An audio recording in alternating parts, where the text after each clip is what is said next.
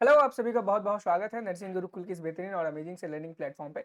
जैसा कि आप सभी को पता होगा कि आपका बीएससी नर्सिंग के फर्स्ट सेमेस्टर का जो एग्जाम है बहुत ही नज़दीक आ गया है। बहुत सारे बच्चे परेशान हैं क्योंकि पहली बार वो एग्जाम देने जा रहे हैं नर्सिंग के फर्स्ट सेमेस्टर का और उन्हें नहीं पता किस तरीके के क्वेश्चंस आते हैं, किस तरीके के एमसीक्यूज आते हैं। मैं आपको बता दूं, मैंने एक सीरीज स्टार्ट की। उस सीरीज का कोई नाम तो नहीं दिया है, लेकिन डिस्क्रिप्शन बॉक्स में आपको उसकी प्लेलिस्ट मिल जाएगी जिसमें हमने applied anatomy, applied physiology, sociology, psychology, इन सभी के जो प्रीवियस ईयर पेपर्स हैं उनको सॉल्व मैं करा रहा हूं। किस तरीके के क्वेश्चन आ सकते हैं, किस तरीके के नहीं आ सकते, वो सारी की सारी चीज़ें उस वीडियोस में आपको मिल जाएगी। ये उसी का एक पार्ट है। बच्चों की डिमांड थी कि भाई एमसीक्यू भी आता है हमारे में, आप कंप्लीट ह्यूमन फिजियोलॉजी के 100 एमसीक्यू करा दो, कंप्लीट एनाटॉमी के 100 एमसीक्यू करा दो। तो मैं वही लेकर के आया हूँ आपके लिए 100 क्वेश्चन। आप देख सकोगे इस पीडीएफ में कि टोटल पूरे 100 क्वेश्चन है ह्यूमन फिजियोलॉजी के।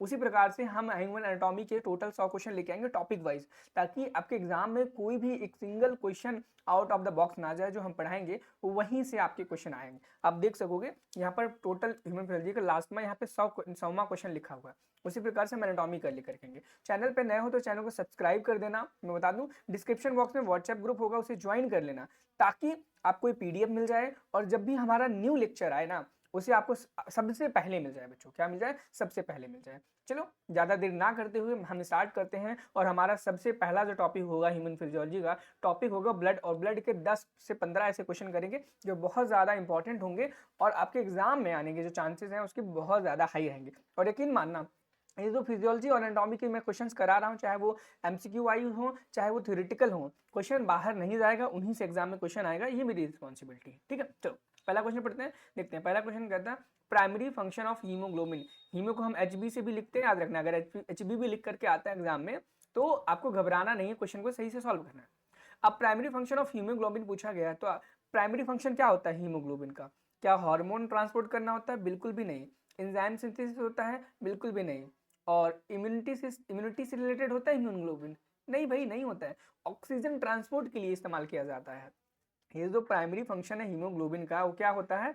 O2 ट्रांसपोर्ट करना होता है, याद रखना। ठीक है, O2 ट्रांसपोर्ट करता है। और इसी से रिलेटेड आपके एग्जाम में एक बहुत ही इंपॉर्टेंट क्वेश्चन ये आ सकता है कि एक हीमोग्लोबिन कितने मॉलिक्यूल्स ऑफ ऑक्सीजन कैरी करता है? तो एक हीमोग्लोबिन का जो मॉलिक्यूल होता है वो 4 मॉलिक्यूल ऑफ O2 कैरी करता है, ये याद रखना।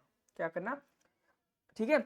और 100 ml ब्लड में, 100 ml ब्लड में कितना क्वांटिटी ऑफ हीमोग्लोबिन होता है? यह भी आपसे एग्जाम में क्वेश्चन पूछा जा सकता है। और देखो, इस जो भी मैं बताऊंगा ना इंपॉर्टेंट, उनको याद करना, लिख लेना कॉपी में। 100 ml जो ब्लड होता है प्योर, ठीक है, ऑक्सीजनेटेड ब्लड, उसके अंदर 12 से 16 ग्राम क्या होता है? हीमोग्लोबिन होता है, याद रखना। 12 से 16 ग्राम हीमोग्लोबिन होता है, याद रखना। एग्जाम में आपसे पूछा जा सकता है। आपसे पूछा गया normal life span of RBC, यानी कि जो आरबीसी है इसका नॉर्मल लाइफ स्पैन कितना होता है? मैं आपको बता दूं कि नॉर्मल आरबीसी का लाइफ स्पैन है 120 दिन होता है। कितना होता है? और अब याद रखना, आरबीसी को हम इराइथ्रोसाइट भी बोलते हैं। आई थिंक ये सब चीजें आपको इतनी बेसिक आती ही होंगी। इराइथ्रोसाइट्स बोलते हैं रेड ब्लड सेल्स को। अगला क्वेश्चन पूछा गया है the main function of platelets, यानी कि प्लेटलेट्स का क्या फंक्शन होता है? क्या ऑक्सीजन ट्रांसपोर्ट करता है? बिल्कुल भी नहीं। बॉडी की डिफेंस मैकेनिज्म में काम करता है, ब्लड क्लॉटिंग में काम करता है, न्यूट्रिशन में। तो भाई प्लेटलेट्स का क्या काम होता है? प्लेटलेट्स फंक्शन करती हैं ब्लड क्लॉटिंग में। ठीक है, अब देखो एक बहुत ही इंपॉर्टेंट और प्यारा सा क्वेश्चन है, डिफिशियंसी ऑफ विटामिन के कॉजेस। विटामिन के की डेफिशिएंसी अगर आपकी बॉडी में हो जाती है तो क्या उसकी वजह से अनीमिया होगा, डिलेड इन ब्लड क्लॉटिंग होगी, इन्फेक्शन होगा, लिकेमिया हो जाएगा? तो विटामिन के जो होता है ना वो क्लॉटिंग में इस्तेमाल किया जाता है बच्चों। किसमें किया जाता है? क्लॉटिंग में इस्तेमाल होता है। इसका यूज क्लॉटिंग में होता है। अगर विटामिन के की डिफिशियंसी आपकी बॉडी में होगी तो क्या होगा? डिफिशियंसी है, कमी है, तो क्लॉटिंग में भी कमी आ जाएगी। तो हम क्या बोलेंगे इसे? अगर विटामिन के की डिफिशियंसी हो जाती है तो डिलेड ब्लड क्लॉटिंग हो जाएगा। क्या होगा? डिलेड ब्लड क्लॉटिंग हो जाएगा। ठीक है, अब अगला क्वेश्चन है, एक बहुत बेसिक क्वेश्चन है, the universal donor blood group. Universal donor कौन सा होता है? O minus. ठीक है, ओ माइनस ब्लड ग्रुप जो है वो यूनिवर्सल डोनर होता है। और यूनिवर्सल एक्सेप्टर कौन होता है? A B minus. A B minus, अगर देखो माइनस प्लस नहीं पूछता है तो ओ यूनिवर्सल डोनर होता है और ए बी यूनिवर्सल एक्सेप्टर होता है, याद रखना। अगर प्लस माइनस करके पूछा जाए तो हमेशा याद रखना माइनस वाला ही करेक्ट आंसर होगा। क्वेश्चन नंबर 6 कहता है in iron deficiency anemia RBCs are. अब इसमें कहा गया इस क्वेश्चन में कि आयरन की डेफिशिएंसी इन आयरन डेफिशिएंसी, जब आयरन की डेफिशिएंसी हो जाती है अनीमिया में, तो आरबीसी का जो शेप होता है, क्या आरबीसी का जो शेप होता है वह कैसा हो जाता है? क्या वो मैक्रोसिस्टिक हो जाता है, नॉर्मोसिस्टिक होता है, माइक्रोसिस्टिक, हाइपोक्रोमिक हो जाता है, या सिकल शेप्ड हो जाता है? तो भाई अनीमिया में आरबीसी का जो शेप होता है वो सिकल शेप हो जाता है। कैसे हो जाता है? इस तरीके का हो जाता है सिकल शेप, यानी कि सिकल का मतलब होता है हसिया। अब शायद जानते होंगे धान काटने के लिए इस्तेमाल किया जाता है, और इस तरीके के हसिया इसको बोलते हैं, ठीक है। और ये इस शेप का आरबीसी हो जाता है। ओवल शेप से क्या हो जाता है? सिकल शेप में हो जाता है।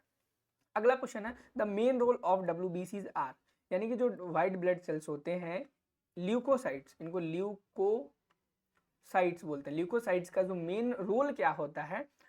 तो डब्ल्यूबीसीज यानी कि ल्यूकोसाइट्स का मेन रोल होता है डिफेंस मैकेनिज्म में, बॉडी की डिफेंस में ये काम करते हैं। हमें फॉरेन जो बॉडीज होते हैं उनसे लड़ने में मदद करते हैं, ठीक है। चलो 8वें क्वेश्चन पे चलते हैं। Plasma proteins are synthesized in the, अब इस क्वेश्चन में कहा गया प्लाज्मा प्रोटीन जो होती है वो कहाँ पर सिंथेसाइज होती है। ये बहुत ही इंपॉर्टेंट क्वेश्चन है और एग्जाम में आने के इसके चांसेस जो हैं बहुत हाई हैं बच्चों। क्या है?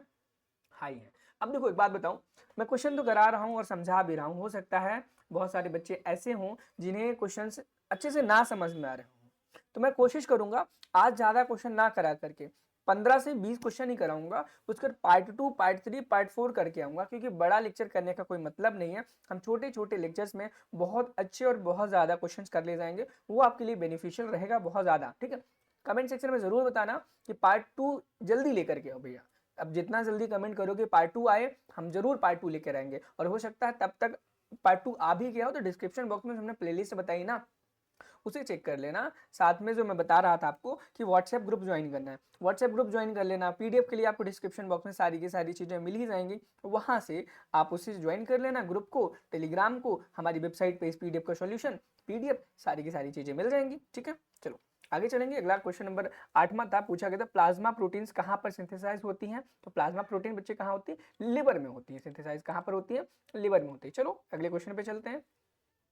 अगला क्वेश्चन कहता है ESR इज इंक्रीज्ड इन, यानी कि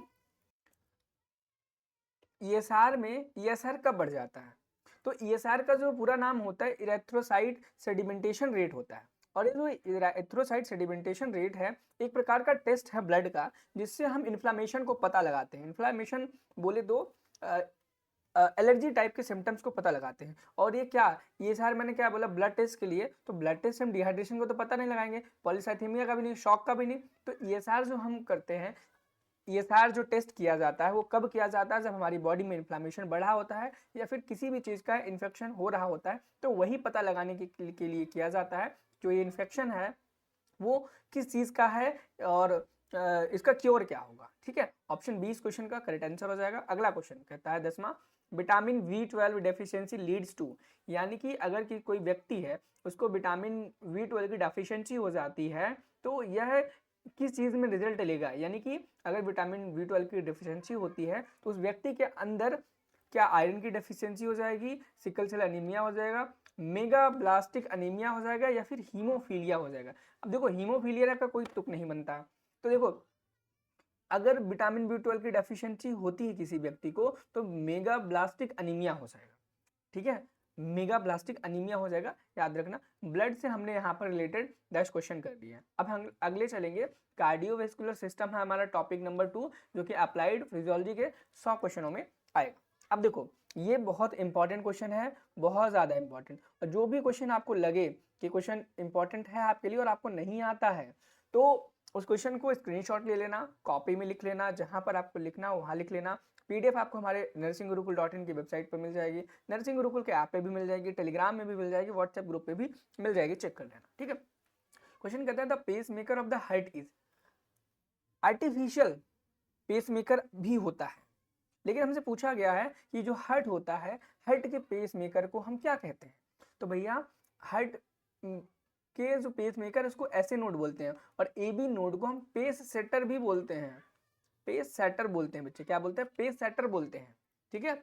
अब क्वेश्चन पूछा गया है normal cardiac output in an adult is approximately, यानी कि कार्डियक आउटपुट कितना होता है एक नॉर्मल इंसान में, एक एडल्ट में तो 5 लीटर पर मिनट होता है। और कार्डियक टाइम टोटल कितना होता है, 0.8 सेकेंड होता है। कार्डियक साइकिल का जो टाइम होता है, टाइम ड्यूरेशन 0.8 सेकेंड होता है। और अगर कार्डियक आउटपुट की बात की जाए तो 5 लीटर होता है। अगर कार्डियक आउटपुट कैसे फाइंड करते हैं यह पूछा जाए तो आप लिख सकते हो heart beat rate into stroke volume. क्या, stroke volume. Heart beat rate 72 times per minute होती है into stroke volume normal adult human का 70 होता है। जब आप इसे कैलकुलेट करोगे तो यहाँ पे कुछ इस तरीके के आएगा, 7 2 14, 7 से 49, 7 2 14, 1 कैरी 7 से 49, ठीक है। तो ये आंसर आएगा और ये अप्रोक्सीमेटली 5 लीटर पर मिनट के आसपास रहता है, ठीक है।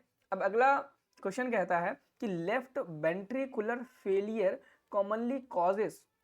तो अगर लेफ्ट वेंट्रिकल किसी व्यक्ति का फेल हो जाता है तो उसे कौन सी बीमारी या क्या हो जाएगा, तो उसे भाई लेफ्ट वेंट्रिकल से पुल्मोनरी एडिमा हो जाएगा। क्या होगा, पुल्मोनरी एडिमा हो जाएगा। नेक्स्ट क्वेश्चन पे चलेंगे। अगला क्वेश्चन कहता है right ventricular failure result in, यानी कि अगर राइट वेंट्रिकल में फेलियर हो जाता है तब क्या होगा, तो उसे पेरीफेरल एडिमा बोलेंगे। याद रखना बच्चों, अगर आपसे लेफ्ट वेंट्रिकल की बात की जाए तो पल्मोनरी एडिमा बोलेंगे, वहीं पर अगर आपसे राइट वेंट्रिकल की फेलियर पूछा जाए तो पेरीफेरल एडिमा बोलेंगे। क्या बोलेंगे, पेरीफेरल एडिमा बोलेंगे।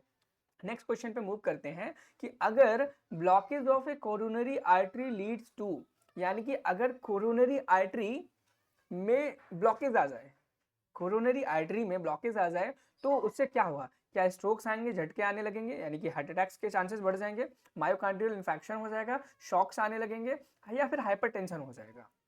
तो क्या हो जाएगा, अगर आपका कोरोनरी आर्टरी है वो ब्लॉक्ड हो जाएगी। और ब्लॉक किससे होती है, कोलेस्ट्रॉल से बढ़ती है, फैट से ज्यादा। अथेरोस्क्लेरोसिस नाम की एक डिजीज होती है जिसमें कोलेस्ट्रॉल और फैट का डिपोजिशन हो जाता है कोरोनरी आर्टरी में, ठीक है। तो उससे क्या होता है, आपकी जो आर्टरी, कोरोनरी आर्टरी, वो ब्लॉक हो जाती है और हार्ट की मसल्स को ऑक्सीजन नहीं मिल पाती, ठीक है। उससे होता क्या है, मायोकार्डियल इन्फ्रैक्शन हो जाएगा, ठीक है। अब अगला क्वेश्चन है persistent elevation of blood pressure is called, यानी कि लगातार अगर आपका ब्लड प्रेशर किसी व्यक्ति का बढ़ रहा है तो उसे क्या बोलेंगे, हाइपरटेंशन बोलते हैं बच्चे। क्या बोलते हैं, हाइपरटेंशन बोलते हैं। और लगातार एलिवेशन की जगह उल्टा बोला जाए, डिक्लिनेशन बोला जाए तो हाइपोटेंशन।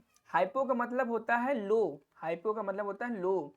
और हाइपर की बात की जाए, हाइपर का मतलब होता है हाई या फिर ज्यादा, हाई, ठीक है। हाइपर का मतलब होता है हाई, ठीक है। क्वेश्चन नंबर 17 पे चलेंगे।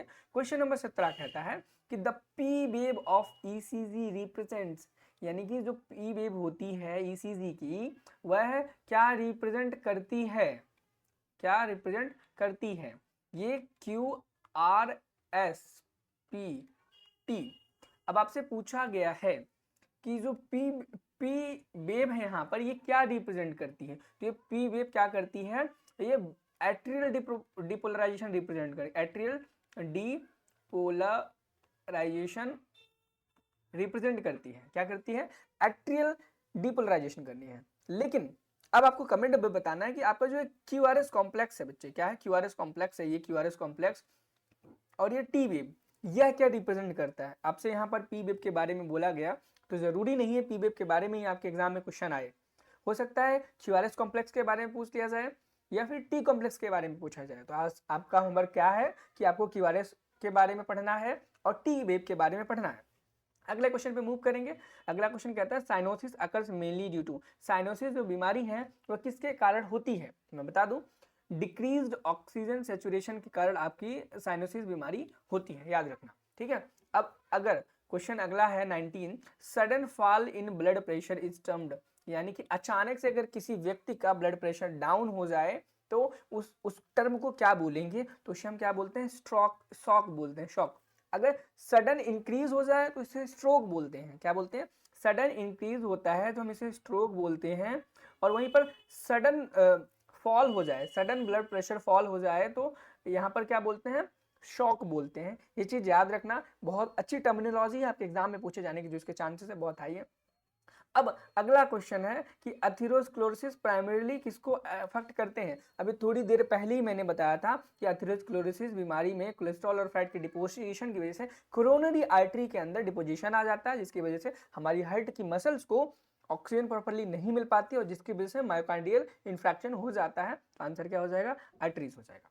आज हमने ब्लड और कार्डियोवास्कुलर सिस्टम के 10-10 क्वेश्चन किए, यानी कि टोटल 20 क्वेश्चन कर लिए। अब हम पार्ट टू का जो वीडियो है वो आपका बहुत जल्दी आ जाएगा। कमेंट सेक्शन में बोल देना जल्दी से कि भैया पार्ट 2 भी लेकर के आओ, जिसमें हम रेस्पिरेटरी सिस्टम को कवर करने वाले हैं पूरा का पूरा, जिसके 10 क्वेश्चन होंगे, और उसके बाद डाइजेस्टिव सिस्टम को कवर करने वाले हैं, इसके भी 10 ऐसे इंपॉर्टेंट क्वेश्चन होंगे जो आपके एग्जाम में आने वाले हैं। इसी प्रकार से धीरे धीरे करके हम पूरी ह्यूमन फिजियोलॉजी के सारे क्वेश्चन कर लेंगे। उसके बाद हम ह्यूमन एनाटॉमी के टोटल 100 क्वेश्चन करेंगे, 100 क्वेश्चन सोशियोलॉजी, 100 क्वेश्चन साइकोलॉजी। यकीन मानो एक भी एमसीक्यू आपका इस पीडीएफ से बाहर नहीं जाने वाला है। और प्लेलिस्ट को जरूर फॉलो करना, डिस्क्रिप्शन बॉक्स में उसका लिंक दिया गया है। चैनल को सब्सक्राइब कर लेना, चैनल पे नए हो, क्योंकि बच्चे देखें मैंने वो चैनल को सब्सक्राइब नहीं करते हैं। चलिए 1 बाय 1, और उसके बाद चैनल को सब्सक्राइब कर लेना, व्हाट्सएप ग्रुप को ज्वाइन कर लेना। मिलता है नेक्स्ट वीडियो में। Thank you, have a nice day, bye bye.